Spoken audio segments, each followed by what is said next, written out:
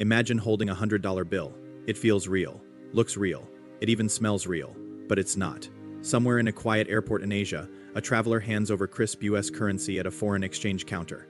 The teller counts the stack, stamps the receipt, and nods. Everything checks out, but there's a secret hiding in the ink. And it's about to trigger a global investigation. These aren't cheap fakes printed in basements. These are supernotes, counterfeit bills so precise. Even trained bank staff, currency machines, and intelligence officers were fooled.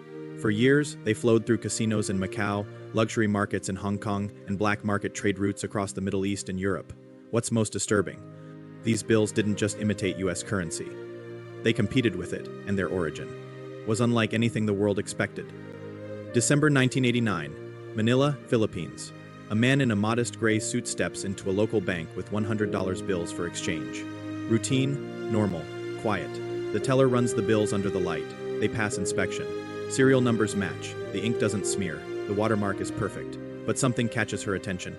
A subtle pattern. Every bill ends with the same two digits. Too consistent, too clean.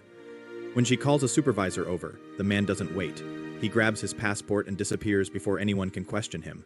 The bills are forwarded to Washington, D.C. What begins as a standard counterfeit check becomes something much bigger. At the U.S. Secret Service lab, the notes are placed under microscopes. Analysts examine ink layers, fiber quality, microprinting, UV security threads. One agent stares through the lens and says quietly, "This isn't a fake. This is something else." The paper matches the same cotton linen blend used by the U.S. Treasury. The security ribbon is perfectly embedded. Even the magnetic properties, the invisible details used to detect fakes, are nearly flawless. And yet, this note didn't come from any official U.S. print facility. The only giveaways? A slightly misaligned lamppost, and a barely visible line on Benjamin Franklin's shoulder. That tiny flaw would eventually link thousands of counterfeit bills across dozens of countries. By 1995, more than $50 million in near-perfect counterfeit hundreds had entered circulation. Casinos in Hong Kong, nightclubs in Seoul, arms deals in Sudan. Intelligence services began noticing the pattern, the same tiny imperfections, always on $100 bills, always from unknown sources. These weren't the work of criminal gangs. They were far more sophisticated. The kind of operation that could only be run by a state. Over time, surveillance and sting operations exposed a disturbing pattern. North Korean diplomats protected by immunity were caught smuggling large amounts of US currency across borders. In 1994, a defector revealed something chilling. Inside Pyongyang, there was a facility known only as Plant 62. Hidden within the shadowy office room 39, a secret unit controlled by Kim Jong-il's inner circle. Its mission: fund the regime's nuclear ambitions and elite lifestyles using hard US currency. How?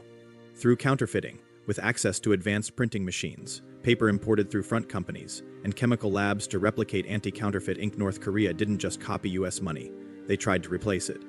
Room 39 became one of the most dangerous financial engines in the world. It handled illegal arms sales, drug trafficking, insurance fraud, and of course fake money. But they weren't greedy.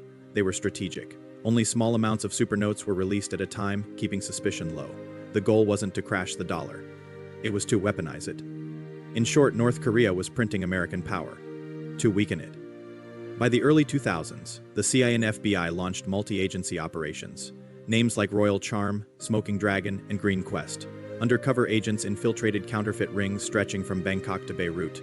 In one sting, operatives posed as arms dealers seeking to buy weapons with fake cash. Dozens were arrested, including alleged intermediaries tied to the North Korean regime. Then came the financial blow. The U.S. Treasury blacklisted Banco Delta Asia in Macau. The bank held $25 million in North Korean assets. Within hours, accounts were frozen. Dozens of banks across Southeast Asia severed ties. North Korea suddenly found itself financially strangled. Even its embassies couldn't withdraw money. The regime had lost access to one of its most powerful tools, U.S. cash. But North Korea's operation had a twist. Each supernote had a tiny intentional flaw, not to help authorities catch them, but to catch copycats. Incredibly, the counterfeiters had their own problem.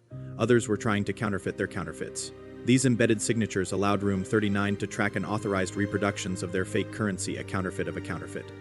It was one of the strangest, most ironic chapters in modern crime.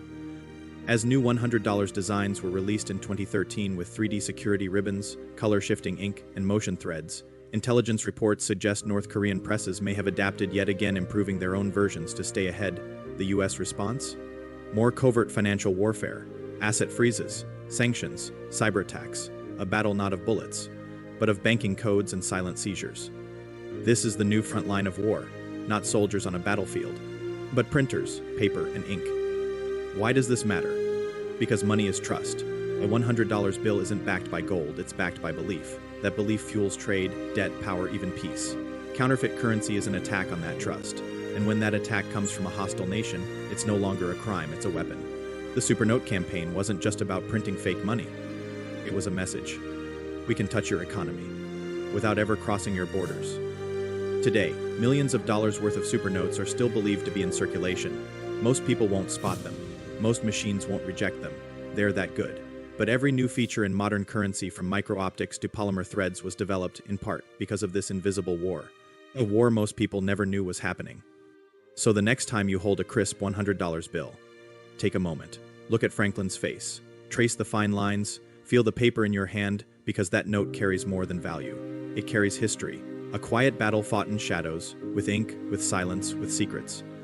This is the story behind the dollar you trust, and the war you never saw. If you are not subscribed, subscribe to Time and Secrets, where the truth is always one layer deeper.